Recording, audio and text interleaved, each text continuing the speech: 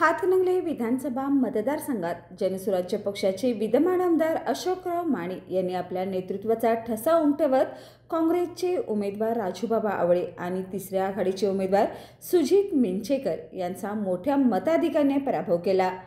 या विजयाच्या यशामागे केवळ त्यांचं नेतृत्वच नव्हे तर त्यांच्या कुटुंबियांची आणि कार्यकर्त्यांची साथ महत्त्वाची ठरली।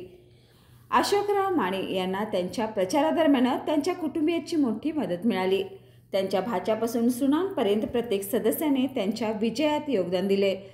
त्यांचे भाचे रवी किरण गवळी भारतीय जनता पार्टी राजारामपुरी मंडळ कोल्हापूरचे सरचिटणीस म्हणून प्रभावी भूमिका निभावत असून अशोकराव माने यांच्या प्रचारादरम्यान त्यांनी बरीच मेहनत घेतली।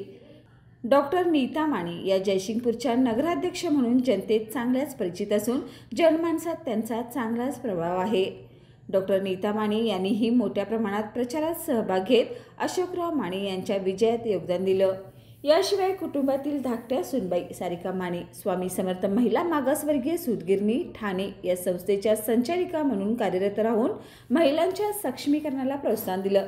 याशिवाय मुलगी अश्विनी गायकवाड स्वामी समर्थ महिला मागासवर्गीय सूतगिरणीच्या संचालिका म्हणून त्यांच्या पाठीशी उभ्या राहिल्या। याशिवाय त्यांची पत्नी रेखा माने, त्यांचा मुलगा अरविंद माने व अभिषेक माने यांनी अथक परिश्रम घेतले। या व्यतिरिक्त अशोकराव माने यांच्या विजयात कार्यकर्त्यांनी रात्रदिवस परिश्रम घेतले। तालुक्यातील प्रत्येक गावात दौरा करत जनतेशी थेट संवाद साधत त्यांनी विजयाचा पाया मजबूत केला। या विजयाने संपूर्ण शिरोळ गावात उत्साहाचं वातावरण आहे। समर्थक आणि कुटुंबीय या यशाचा अभिमान व्यक्त करत आहेत। माने कुटुंबियांचे हे एकत्रित प्रयत्न आणि कार्यकर्त्यांचं सहकार्य हातकणंगलेच्या राजकारणातील नवीन अध्याय ठरले आहे।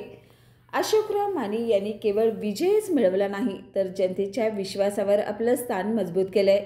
त्यांच्या नेतृत्वाखालील हा विजय कुटुंबीय आणि कार्यकर्त्यांच्या एकजुटीचं प्रतीक आहे। अशोकराव माने यांचा हा विजय म्हणजे नेतृत्व, कुटुंबाचा पाठिंबा आणि कार्यकर्त्यांचे परिश्रम यांचे सुवर्णमध्य ठरला आहे। बाळ, फ्रीजमधून श्रीखंड काढ ना। आम्ही पूर्वी घरीच बनवायचो श्रीखंड, त्याची चवच वेगळी होती। आता काय सगळं रेडीमेड। आजी, हे श्रीखंड खाऊन बघ। आज तुझ्या आईनं घरीच बनवलं की काय? हे आहे गोकुळचं श्रीखंड, अगदी जिभेवर रेंगाळणार। जिभेवरच नाही तर मनावरही रेंगाळणार। गोकुळ श्रीखंड, मनावर रेंगाळणार।